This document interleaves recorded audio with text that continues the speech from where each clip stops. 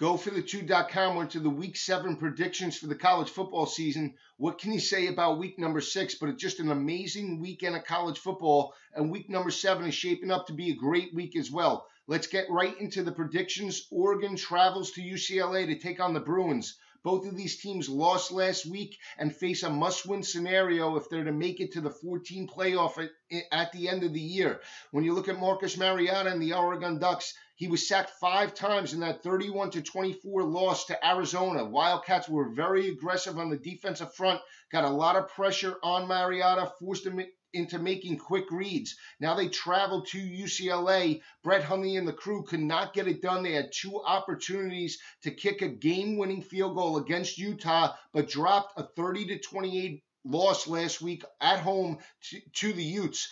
They need to get it going. When you look at UCLA overall, their quarterbacks have been sacked 22 times on the season through 5 games. They've been under pressure all year. But when you look at the visitor in this matchup, 1-6 overall since 2006. That favors UCLA. I like the Bruins in this matchup for a couple of reasons. Their defense has been very opportunistic throughout the year. They've been scoring off their turnovers. And Jim Mora Jr., in my opinion, a solid head coach, a great game planner, will have his team ready and in the proper game plan to upset the Ducks this coming weekend. I'm not sold on the Ducks on the road outside of Autzen Stadium, and I think UCLA picks up the 33-28 victory at home and moves on in the Pac-12 race. Let's stay in the SEC now. Georgia goes to Columbia to take on Missouri. Last year, Missouri got the victory in Athens, dominated with James Franklin and those big play wide receivers of Dorial Green-Beckham and LaDainian Washington. Now Matty Mock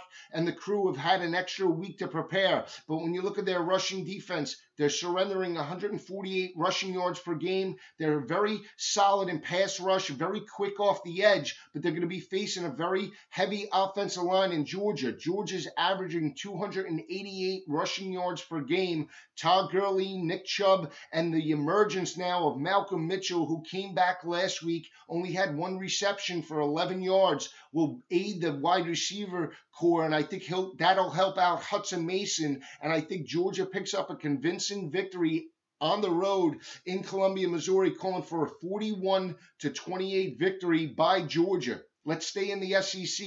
Auburn and Nick Marshall go to Starkville, where Dak Prescott and the crew knocked off Texas A&M last week, 48-31. Dak Prescott, incredible performance, 5 total touchdowns, 2 through the air, 3 on the ground on 77 yards rushing. You look at that Mississippi State defense, very opportunistic, 4 turnovers against Kenny Hill, and more importantly, they got 4 sacks against Kenny Hill. They're still solid, led by Preston Smith. They're solid SEC, all SEC defensive end, and really solid in run support. But their defensive secondary, very, very suspect. They're giving up 328 passing yards per game. And you look at the flip side with Auburn and Nick Marshall last week dominating on the plains in Auburn. Nick Marshall accounted for 4 touchdowns, 2 through the air, 2 on the ground. But more importantly, Sammy Coates got involved in the offense.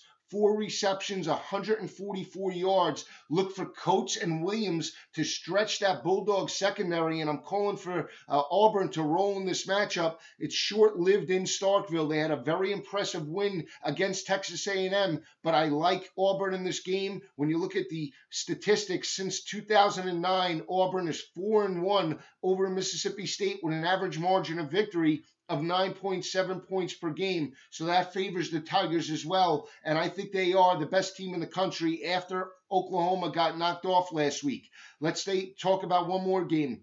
Texas A&M and Ole Miss. A lot of people putting a lot of pressure on this Ole Miss team, think it's going to be a loss this weekend as they travel to College Station with Kenny Hill and the crew coming back home. But I like Bo Wallace, the veteran quarterback, on the road. If Bo Wallace was not a senior, I would not like Ole Miss in this matchup, but I think he'll have the ability to weather the excitement and the crowd in this game, and I think Ole Miss carries the momentum from last week's win over Alabama. They were very dominant on the defensive side of the ball, held Alabama to 228 passing yards when Alabama was throwing for 335 yards per game. They also held TJ Yeldon and that offensive line in check. They gave up 168 rushing yards on the day, but Alabama was averaging 222 in that game overall for the season. So it's a solid effort by Robert Nkemdiche and that defense. And you look at the turnover battle. Ole Miss won the turnover battle against Alabama. They're very opportunistic, play well on the road, not as well as they do in Oxford, but they're still a solid road team. And I like Ole Miss to weather the storm early, and I think they pick up a solid victory over Texas A&M and solidify that number 3 ranking in the college top 25. I think Bo Wallace and company pick up a 45-38 victory over Texas A&M. Stay with me all season long at GoForThe2.com. College football is great. I just love talking about it.